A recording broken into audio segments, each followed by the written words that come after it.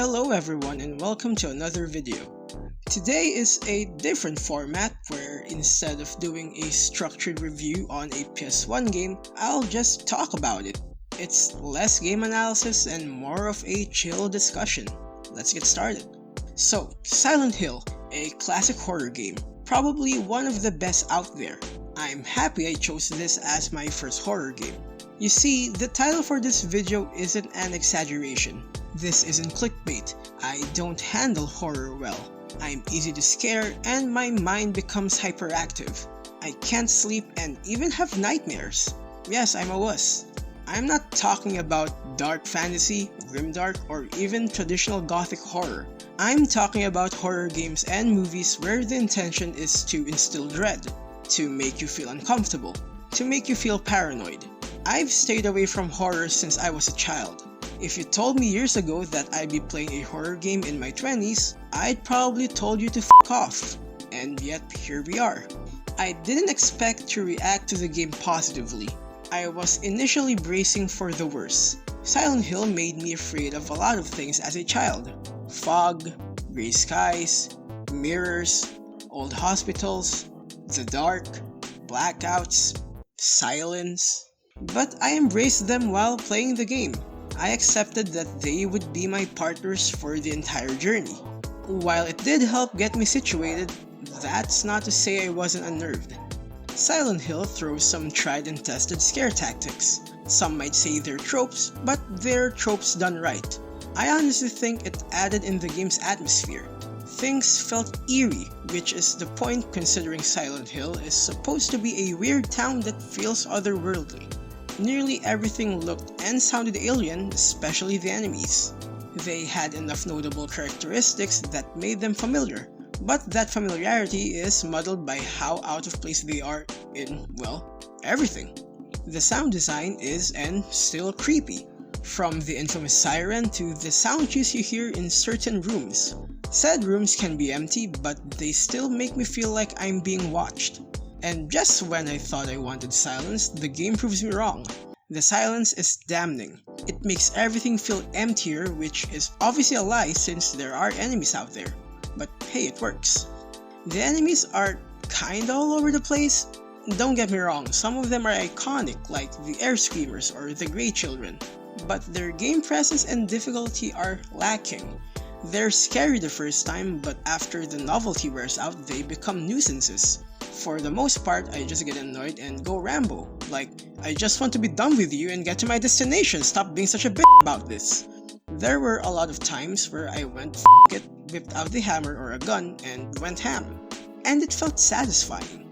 Except for the bosses, they're underwhelming, for me at least. I get the meaning behind them, their symbolic values and all that, but as an actual boss? Shoot them till they die, that's about it. I know I'm oversimplifying, and what I said is how any boss fight in any video game works, but that's all there is to it. Maybe it's not engaging enough, is that alright for me to say? For all I know, it's a problem with the combat system, but that doesn't excuse the nearly identical boss fights of evading their attacks, then shooting them X amount of times. I don't know, maybe I'm just asking too much. Speaking of combat, it's really basic. You smack enemies up close or shoot them from afar. That's about it. I understand that combat isn't the point of this game, nor is it the selling point, and that's fair, but that doesn't stop it from being underwhelming, at least for me. Maybe it's a product of the time, considering other horror games nearly had the same controls and systems. You know, tank controls, auto-aim, Dutch camera angles. Speaking of which, I didn't mind them much. Having seen the game before, I knew I had to deal with them and I honestly expected it to piss me off. But I was wrong. However, I do understand why they aren't being used in modern games, and whether that's good or bad depends on the person. Anything else I should talk about? Oh, I don't have a definite thought on the puzzles. I was playing the game with a walkthrough. I didn't want to miss out on anything. The only thing on my mind while playing the game was, yeah, this feels like a puzzle from back then, or wow, I probably wouldn't have got this. From what I saw, it feels like you have to read everything that you can and try to make sense of it, then explore every room you can to be sure you didn't miss anything. but I don't know, I don't think I'm qualified to talk about this since I used to guide. The graphics are great. I know they're dated for today's standards, but I think they're fantastic. It has that dirty, grungy look that helps in making stuff feel and look way more grotesque. I'm not really a huge fan of the cleaner look the sequels got, but then again, I think they're supposed to be great graphical achievements of the time, and I never saw them during the reveal, so let's chalk it up to I'm being extremely biased. So the last thing to talk about is the story, which is the biggest aspect of the game in my opinion. I think everyone knows by now that Silent Hill is about a father experiencing what is essentially hell to save his daughter.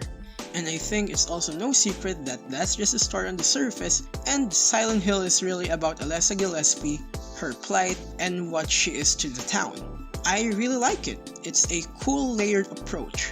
What I like the most is how these two stories weave and blend into each other. Granted, one can say Silent Hill was never about Harry Mason saving his daughter.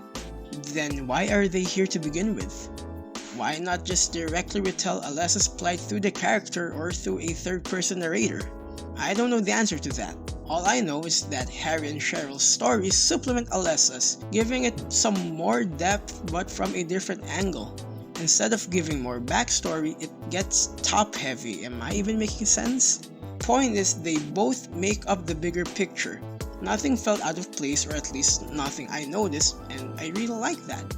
And yes, Dahlia is easily one of the worst mothers in gaming. What a crazy woman. And that's all of it. I didn't expect to like Silent Hill, nor did I expect it to impress me, but honestly it did.